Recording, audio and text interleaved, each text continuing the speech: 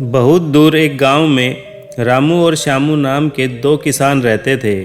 उनमें रामू सीधा साधा और नेक था, जबकि श्यामू बहुत तेज और चालाक किस्म का व्यक्ति था।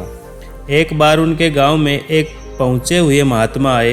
रामू और श्यामू दोनों ने उन्हें खेत से लौटते समय एक पेड़ के नीचे बैठे देखा।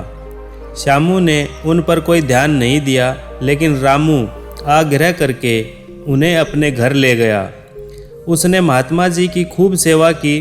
रात भर रुकने के बाद जब महात्मा जी सुबह चलने लगे तो उन्होंने रामू को एक शंख दिया और कहा, इससे तुम जो भी मांगोगे यह तुम्हें वही देगा।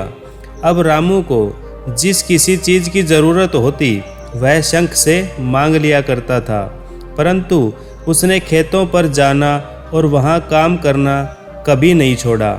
श्यामू को जब यह बात पता चली तो वह रामू से मन ही मन जलने लगा। इससे पहले कि वह शंख हथियाने की कोई योजना बनाता, महात्मा जी का एक बार फिर उसी गांव में आगमन हुआ।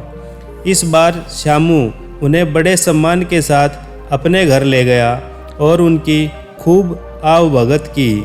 दूसरे दिन जब महात्मा जी चलने लगे तो श्यामू उनकी तरफ बड़ी आशा भरी नज़रों से देखने लगा।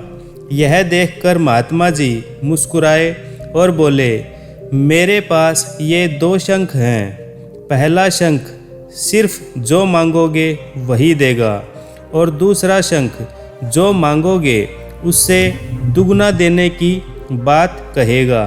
श्यामू तो था ही लालची, उसने झट से दूसरा शंख मांग लिया। महात्मा जी के जाते ही श्यामू ने शंख को आजमाने की कोशिश की। उसने शंख से एक बोरी अनाज मांगा तो शंख बोला, हुजूर एक बोरी क्या, 2 बोरी ले लीजिए। ठीक है, 2 बोरी दे दो, श्यामू बोला।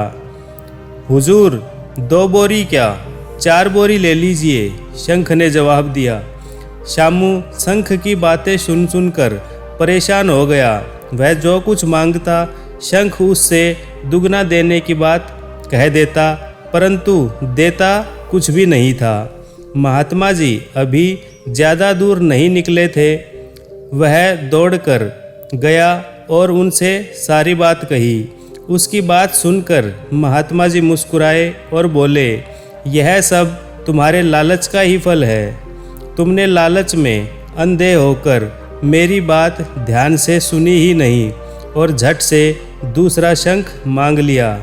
जिस तरह तुम लालची हो, उसी तरह यह शंख भी बहुत लालची है और धोखेबाज है। इसके बाद श्यामू ने कभी लालच न करने की कसम खाई।